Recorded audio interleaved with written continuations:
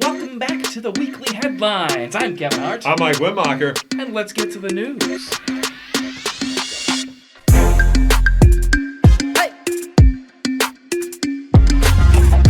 You know, dodging a question is what we would call a figure of speech for ignoring or talking your way out of an uncomfortable question during an interview or some similar forum. Enter Darren Bailey, who took this literally when asked if the violent January 6th attack on the Capitol was legitimate political discourse, as the RNC put it. He freaked out and then left.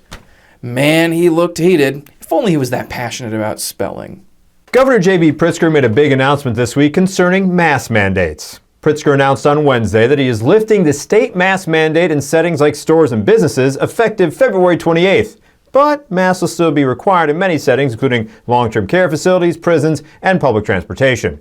And Pritzker is keeping the mandate in place for schools for now, depending on the outcome of the ongoing legal fight over the school mandate.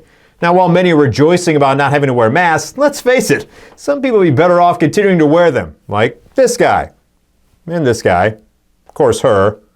Definitely him. Him, and most of all, this guy right here. There's a new tell-all book about Trump, which for the bajillionth time, we learned that Trump was an unhinged man-child who has the vocabulary of a Kid Rock album. Breaking news! Among more damning details, like Trump taking classified documents possibly to Mar-a-Lago, Maggie Haberman's book also reaffirms the claim that Trump tore up 8 important documents. Well, now we know why he was so mad at Nancy Pelosi for ripping up his speech. He probably hadn't eaten all day. Well, it's been a heck of a week in the Republican Party, as it started off with the RNC censuring both Liz Cheney and Adam Kinzinger for having the audacity to call January 6th a violent insurrection and not the legitimate political discourse it most certainly was. Their words, by the way, not mine. So imagine the RNC surprise when their very own Count Dooku, Mitch McConnell, said, well, quote, "We all saw what happened. It was a violent insurrection for the purpose of trying to prevent the peaceful transfer of power after a legitimately certified election from one administration to the next. That's what it was."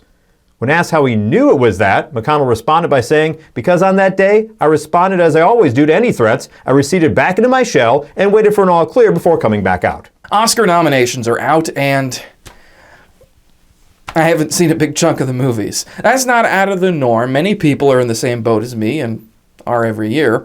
This year, I've actually seen more movies that are up for Razzies. One in particular is the filmed production of Diana the Musical, a musical so bad I hate it. And I like a lot of bad musicals. I like the awful movie version of Auntie Mame with Lucille Ball. Deck the halls again now, for we need a little Christmas. But the weirdos on Twitter and TikTok who I see that actually like this garbage, even if ironically, will be pleased to know that this flop that closed during a COVID surge because it sucked and not because of COVID may actually win some awards. The Super Bowl is this Sunday, and earlier this week, both teams held pep rallies / send-offs for their teams. In Cincinnati, 30,000 people packed into Paul Brown Stadium to see their beloved Bengals off. And in LA, however, things were a bit different, as 500 fans gathered in a high school stadium to see their Rams retire to their own beds, as the Super Bowl will actually be played in the Rams' home stadium this year in LA. That said, just 500 people? I guess it is LA, which means people had to either be at the gym, had a business meeting that went long, were stuck in traffic, or they forgot that thing was even today. It'll be interesting to see exactly at what point in the game LA fans actually show up this Sunday. And those are your weekly headlines. I'm Mike Whitmacher. I'm Kevin Hart. And we are out of here.